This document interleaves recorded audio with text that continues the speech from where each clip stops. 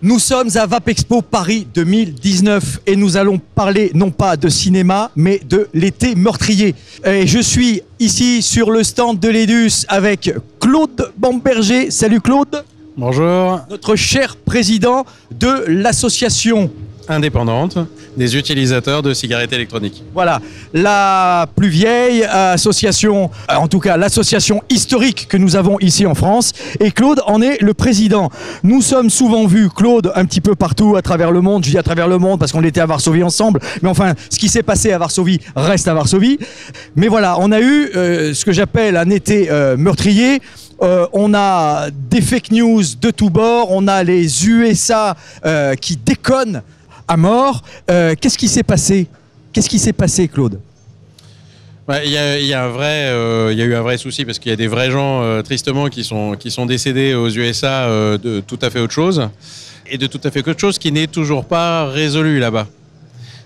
Puisque c'est des gens qui sont morts de la prohibition ou de l'hystérie autour de la prohibition du cannabis, qui fait que dans un milieu où pourtant on est en train de dire que ça se légalise, certains États ont encore cette prohibition, certains États ont encore des trafiquants qui vendent dans des circuits légaux ou pas légaux. Alors c'est vraiment pas le cannabis en tant que tel, mais les produits qui se mettent avec, qui sont franchement de la merde, quoi. Enfin, un produit catastrophique qui, là, tue des gens. On en discute de temps en temps avec des fabricants aussi qui sont sur les deux bords de l'Atlantique. Il y a des choses où c'est des questions de qualité produit, où ça se discute, et c'est des industries naissantes aussi. Il y a des choses où on est vraiment dans le frelaté, dans le produit dangereux, avec... c'est même pas des vrais dealers, c'est des gens qui sautent sur un coup, qui vont mettre du n'importe quoi sans réfléchir à ce que ça va donner et qui perdent des gens, qui perdent leurs clients. Donc c'est grave parce que c'est toujours grave que des gens soient malades ou morts. Ce qui, à mon sens, alors, tous différents, est plus grave, c'est des gens qui se servent de gens qui sont morts pour faire avancer une cause idéologique qui n'a rien à voir. C'est utiliser des cadavres pour menacer l'arrêt du tabac par des Américains qui vont vapoter comme on l'a, toi et moi, fait pour arrêter de fumer. C'est horrible. En gros, au lieu de condamner le contenu, ils condamnent le contenant. Oui, et puis même les causes. C'est-à-dire que si ces gens sont morts tristement de la prohibition et de ses effets, faire plus de prohibition d'encore autre chose, ça va rien changer. Et il faudrait arrêter les gens qui ont vendu ces produits. Il faudrait alerter. Alors, ce que la FDA a commencé à se désolidariser, la FDA a commencé en août et a recommencé vendredi, à dire c'est du THC, arrêtez d'acheter et de vapoter des produits au THC dans des circuits illégaux, dans la rue, à des dealers, parce qu'il y a un risque. Ça, c'est ce qu'on aurait dû entendre en juillet, mi-juillet. Et c'est un vrai sujet parce que c'est des sujets qui peuvent arriver partout. Faut pas non plus. C'est dramatique que ça arrive aux US où c'est un truc où il se passe un peu n'importe quoi là-bas. Ça aurait pu se passer en France. J'ai des doutes, mais dis-moi. À ce niveau de gravité, heureusement, c'est pas arrivé en France. Mais ce qui est arrivé en France, et on a des autorités qui ont d'ailleurs réagi très très bien. Faire un peu de publicité pour l'ARS de temps en temps. Mais en fait, c'est arrivé en France il y a un an ou deux. Il y a eu une vague de produits stupéfiants. À ce niveau-là, on n'est même plus tout à fait dans le cannabis, de stupéfiants qui sont rentrés, qui ont été vendus. Mais alors avec les problèmes, enfin c'est toujours les problèmes de la prohibition. En fait, c'est que les gens ne savent pas s'en servir. Donc c'est des produits qui sont pas très bons, c'est pas pour rien qu'ils sont illicites, mais en plus qui étaient concentrés, qui ont été, certains l'ont acheté comme si c'était un liquide à vapoter.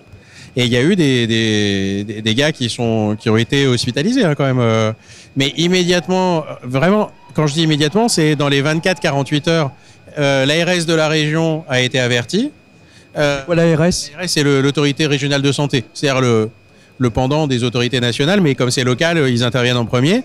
Donc, ils sont intervenus, ils ont analysé avec les médecins hospitaliers ce qui s'était passé. Ils ont tout de suite fait une alerte, mais au public concerné. C'est pas la peine de le mettre dans le journal local parce que tout le monde consomme pas des stupéfiants. Mais en faisant gaffe, en prévenant la police et les services de contrôle, en disant faut retirer ce truc-là ASAP, prévenir les gens c'est du concentré, jouez pas avec. Et même pas concentré, jouez pas avec tout court. Oui, mais alors je te coupe parce que malheureusement, En tout cas, vu de la France, vu des médias français, c'est pas du tout ce qui s'est passé. L'AFP a communiqué avec, on va dire, des titres, des gros titres, avec, on va dire, à charge de la VAP. Ils ont été rapidement mis au courant que non, ce n'était pas la cigarette électronique telle qu'elle qui était fautive, mais, eh bien oui, des petits cons qui ont essayé de vaper des choses qui ne se vapent pas, tout simplement, et ils en sont tombés malades, ou ils sont morts, tout simplement. Mais les médias ont sauté sur cette information, se sont tenus à cette information, sans vérification derrière, et ils ont continué sans arrêt à marteler la cigarette électronique fait 12 morts aux États-Unis. C'est ce qu'on a eu en règle générale.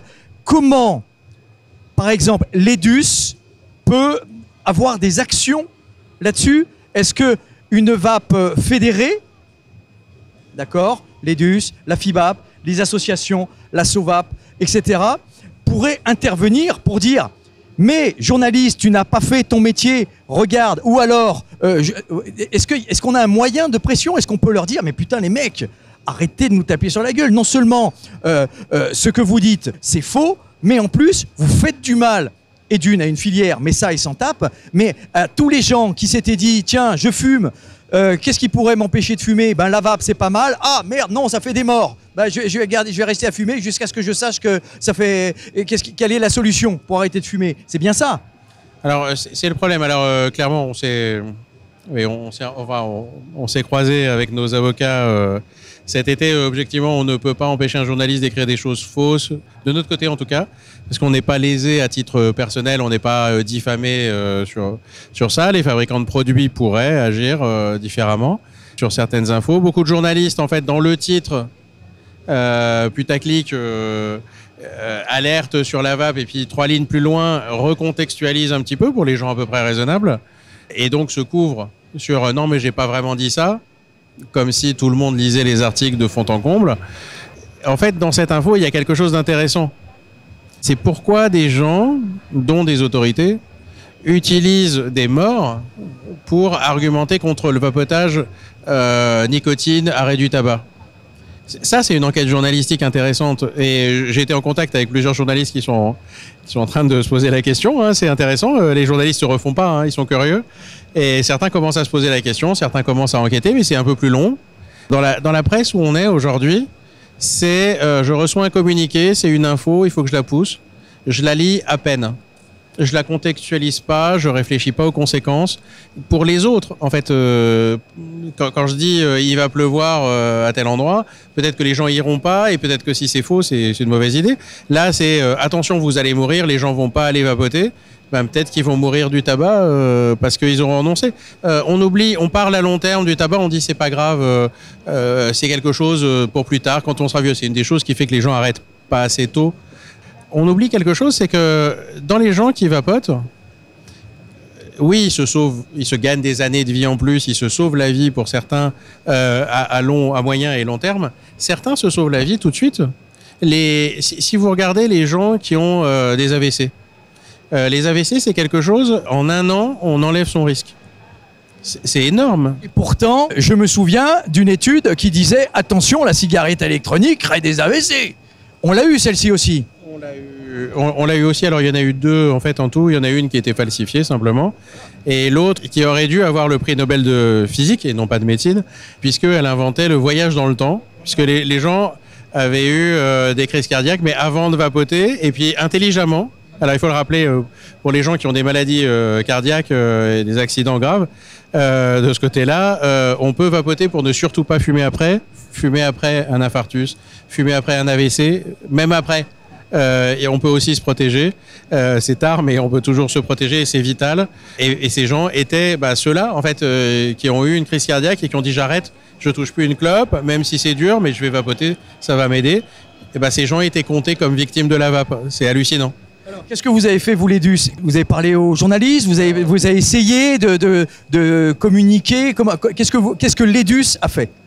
Alors, typiquement, on a été dans plusieurs médias et on a parlé à pas mal de journalistes. Alors, c'est repris ou c'est pas repris selon les cas. Hein. pour expliquer, pour réexpliquer. On est aussi intervenu auprès de nos homologues professionnels sur s'accorder aussi sur une voie, sur échanger. Après, matériellement, les autorités ne nous appellent pas pour savoir ce qui s'est passé.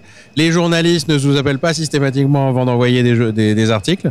On réagit à certains et moi j'ai passé quelques heures là ces dernières semaines avec des journalistes au téléphone sur il y a plein de gens qui nous disent appelez l'EDUS pour en savoir plus parce que vous écrivez des choses fausses. Certains nous appellent. Malheureusement pas tous et toujours pas l'AFP. Tu disais les journalistes sont curieux. Des fois, je me pose la question sur l'indépendance de certains journalistes qui font des articles dithyrambiques sur la VAP. Et là, je vais citer, par exemple, Les Échos. Les Échos qui n'arrêtent pas de taper sur la VAP. Et puis alors, quand on fait des petites recherches, quand on enquête un petit peu, eh bien, on s'aperçoit que le propriétaire du magazine des Échos est aussi le propriétaire de l'usine pharma qui fait la marque Nico Stop. Y a-t-il une relation? Je vous laisse juste en juger. Maintenant, voilà, ça j'avais envie de le dire. Il y a plusieurs journaux, plusieurs médias qui me paraissent pas tout à fait indépendants et libres d'écrire ce qu'il faudrait écrire.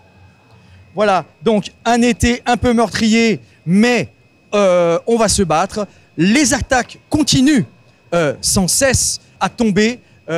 Avant-hier, encore une autre. Si je me souviens bien, c'était laquelle? Parce que alors là, il y en a tellement. C'était quoi? Il y en a une de l'ERS, mais l'ERS qui a fait son congrès à Barcelone, qui pourrait maintenant s'appeler le congrès des fake science. C'est très embêtant parce que dans l'ERS, à leur congrès, il y a eu quelques points des gens qui présentaient des vrais travaux scientifiques et des vrais travaux de santé. Il y a aussi eu une bande de fous furieux qui ont quand même ouvertement dit aux gens arrêtez de vapoter, voire fumer c'est mieux. Ce qui est complètement fou pour une organisation de pneumologues, des gens qui parlent de la respiration. Clairement, ça a été énormément repris. Pourquoi? Parce que dans une conférence où on va parler de BPCO, on va parler de comment soigner des gens, c'est zéro repris. Alors que j'ai lu quelques articles de cette conférence qui étaient très intéressants sur le traitement, comment aider des gens qui sont à 90% des fumeurs quand même, qui ont eu des maladies et qu'on va aider à s'en sortir. Une bande de fous publie un papier qui est la moitié c'est spéculatif, le reste c'est du cherry picking, de petites études à droite à gauche et qui nie la réalité. Et eux ils sont repris, et eux ils font du retweet, ils font du journaliste, ils font un communiqué de presse et ils sont repris. C'est un vrai problème, c'est un vrai problème aussi de qui paye ces communiqués de presse, qui paye les agences, mais c'est tout ce côté de fond des news, c'est le truc qui choque, le truc qui va attirer l'œil. Ça marche, je le mets. Le truc qui dit telle maladie, on arrive à mieux la soigner, je le mets pas. Alors il a fallu que tous, vous remarquerez sur les réseaux sociaux, quand vous allez sur un groupe de vape, une page même d'un fabricant, tout le monde a compris le danger quand même pour la vape et tout le monde à son niveau a essayé de contrebalancer cet ensemble de fake news, il faut dire ce qui est, de fake news. Alors, j'avais une dernière petite chose. Je suis membre de l'EDUS et, comment le dire, je ne suis au courant de ce que fait l'EDUS que quand je viens t'interroger. Donc, en tant que membre de l'EDUS, j'aimerais de temps en temps, Claude, recevoir une petite newsletter, un petit mail me disant, eh bien voilà, vous êtes membre de l'EDUS, voilà ce que nous faisons, ce que nous avons fait. Il y a des choses qu'on ne peut pas encore vous dire parce que ça reste politique, mais voilà ce que nous faisons, ce que nous essayons de faire. J'aurais envie de recevoir un petit truc comme ça et je pense que ce sera une bonne idée pour conforter tous ces membres. Ils sont membres de l'EDUS parce qu'ils ont envie de défendre. L'EDUS fait des choses et je pense qu'il faut que vous l'expliquiez à vos membres. Qu'en penses-tu ? Alors, on le faisait. Après, il y a un côté que ce qu'on appelle newsletter à l'EDUS va beaucoup plus que les membres. Ça va avec des abonnés qui sont plus nombreux. Beaucoup de gens ne les reçoivent simplement pas. Avec les filtres de spam, les trucs comme ça, on se retrouvait à plein de gens qui nous disaient « Moi, j'ai jamais rien reçu, même si on en envoyait. » Donc, ce qu'on a fait, c'est qu'on a basculé il y a quelques années déjà, sur Twitter et Facebook, les pages EDUS, pour relayer les infos clés de la vape, un peu plus les infos dans Twitter parce que c'est un peu le mode, de fonctionnement. Mais sinon, les articles de notre site aussi, sur chaque fois qu'on fait une action et qu'elle aboutit et qu'on peut en parler, on la met sur le site internet. Sur la partie Facebook, on est dans ce relais-là parce qu'on a à côté la communauté EDUS où on peut interagir avec les gens et les gens peuvent venir poser les questions, poser aussi les news qu'ils repèrent et échanger entre eux. C'est vraiment un des modes de fonctionnement actuel. Pourquoi ? Parce que beaucoup de gens ne recevaient simplement plus. Donc si je veux, moi en étant que membre, on le veut dans Facebook, on le veut dans Twitter parce que c'est là où on va regarder. Ok, donc je vais aller sur Twitter, je vais aller sur le Facebook de l'EDUS. Merci Claude. Une association, et je le dis à chaque fois, une association a besoin de membres, a besoin d'être grande si elle veut avoir de la portée vis-à-vis de l'administration. Effectivement, si on est 12, bonjour, on est une association, on est 12. Voilà. Vous avez envie de défendre la VAP, vous avez envie d'aider l'EDUS, allez sur leur site internet. Ça coûte combien par an ? 10 €. Voilà, 10 € par an. Vous êtes membre de la plus grande association historique d'utilisateurs de cigarettes électroniques en France. Et bien sûr, n'oubliez pas la petite tirelire de la VAP du cœur. Vous allez retrouver ça dans beaucoup de vos magasins. Et bien voilà, vous achetez un liquide, vous donnez 10 €, et bien voilà, vous mettez 10 centimes si vous le voulez, 20 centimes, et à la fin, les petites rivières font les grands fleuves. Voilà, merci Claude. Et bien voilà, on était avec l'EDUS, l'association qui aide la cigarette électronique. On va pas l'appeler la cigarette électronique, j'ai horreur de ce mot. La vapoteuse, le vaporisateur personnel. Et puis voilà, donc restez curieux, soyez généreux. Bonne vape à tous et surtout, n'oubliez pas de respirer. Salut tout le monde!